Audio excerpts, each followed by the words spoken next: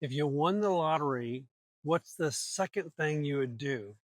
Not the first. That one's easy. The second thing.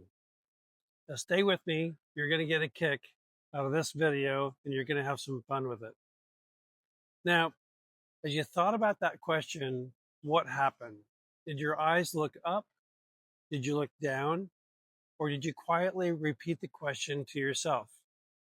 That little reaction right there tells me how you learn best. And that's exactly what I look for when I start coaching someone new.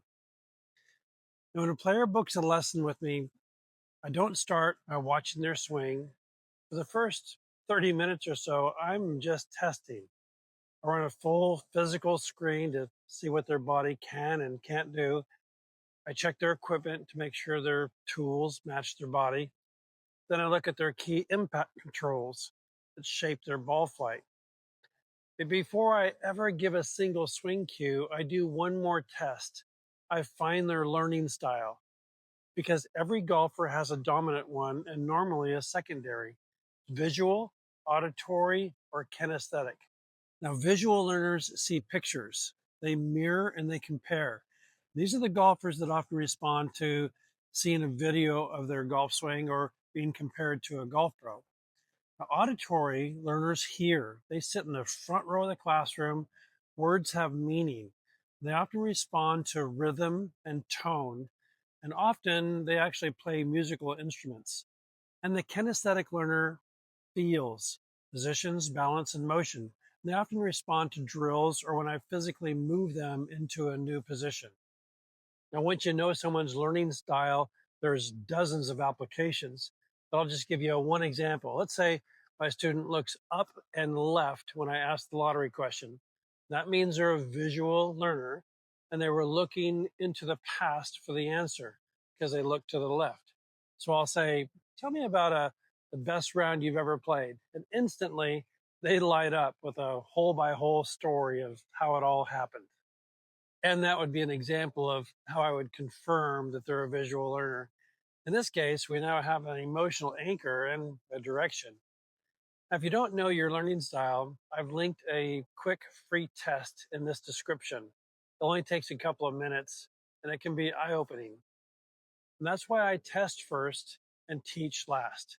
Because when the message fits the learner, changes happen faster and they stick. So next time you're on the range searching for that perfect move, ask yourself, am I learning this my way or someone else's way?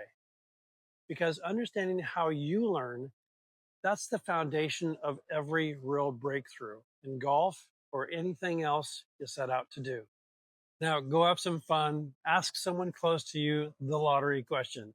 What's the second thing you would do if you won the lottery? The actual answer they come up with doesn't matter. You're just watching how they think. So one of three things is going to happen. So if they're a visual learner, they will look up. Okay. For some reason, the answer is up in the sky somewhere.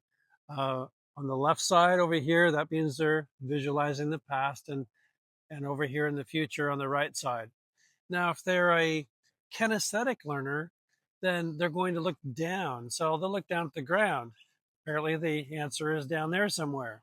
And if they're a very kinesthetic learner, they'll oftentimes touch their face or their forehead at the same time. So it'll kind of look like this. So, yeah, well, sometimes they'll even take their hat off and look like they're kind of worried as they find the answer. So, and then there's the auditory learner. So the auditory learner needs to hear it. So they're going to repeat it and they're going to look right at you while they do it. So they're going to say, the second thing I would do, not the first thing, the second thing. And they'll just keep asking the question until they find the answer. That's the auditory. So have some fun and I'll see you next time.